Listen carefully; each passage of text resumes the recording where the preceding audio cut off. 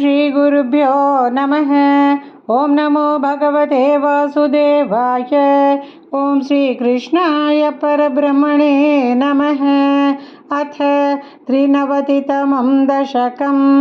पंचविंशतेर्गुरुभ्यः शिक्षणीयस्य वर्णनम्। बन्धुस्नेहं विजह्यां तव हि करुणया त्वय्युपावेशितात्मा सर्वं त्यक्त्वा चरेयं सकलमपि जगद्वीक्ष्य मायाविलासं नानात्वाद् भ्रान्तिजन्यात् सति खलु गुणदोषावबोधे विधिर्वा व्यासेदो वा कथं तौ त्वयि निहितमतेर्वीत वैषम्य बुद्धेः क्षुतृष्णालोपमात्रे सततकृतधियो जन्तवः सन्त्यनन्ताः तेभ्यो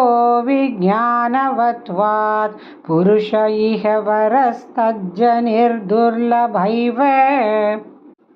तत्राप्यात्मात्मनः स्यात् सुहृदपि च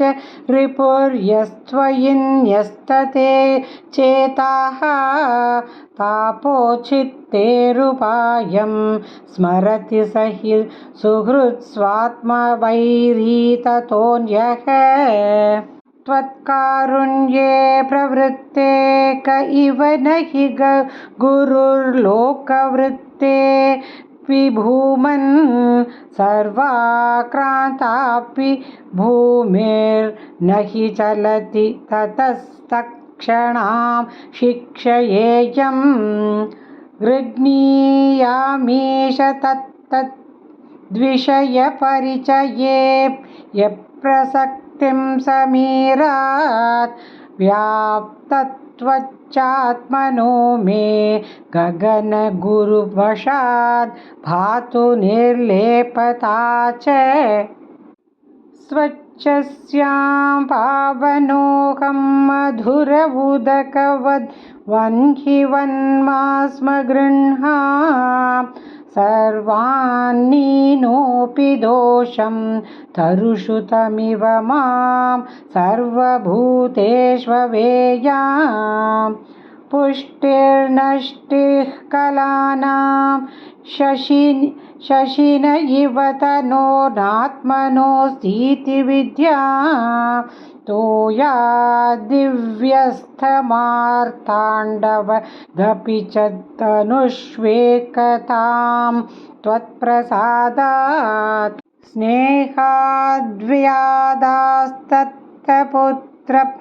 प्रणयनमृतकपोतायितो मास्म भुवं प्राप्तं प्राश्नन् सहेयक्षुधमपि शयुवत् सिन्धुवत्स्यामगाधः मापप्तयोषितादौ शिखिनिशलभवद् भृङ्गवत्सारभाणिभागी भूयासंकिन्तु तद्वध्वनचयन वशान्माकमीश प्रणेशम् आबध्यासं तरुण्या गज इव वशया नार्जयेयं दनौघम् हर्तान्यस्तं हि माध्वीहर इव मृगवन्मामुहं ग्राम्यगीतैः नात्यासज्जेय भोज्ये झष इव बलिशे पिङ्गलावन्निराशः सुप्यां भर्तव्ययोगात् कुरर इव विभो सामिषोऽन्यैर्न हन्यै वर्तेयत्यक्तमानः सुखमतिशिशुवन् निस्सहायश्चरेयं कन्याया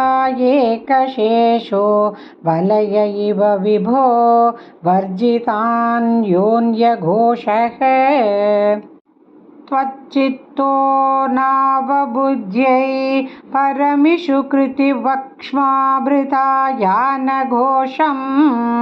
गेहेष्वन्यप्रणीतेष्वहिरिव निवसान् युद्धुरो मन्दिरेषु त्वय्येव त्वत्कृतं त्वं क्षपयसि जगदित्यूर्णनाभात् प्रतीया त्वच्चिन्ता त्वत्स्वरूपं कुरुत इति दृढं शिक्षये पेशकारात् विद्भस्मात्मा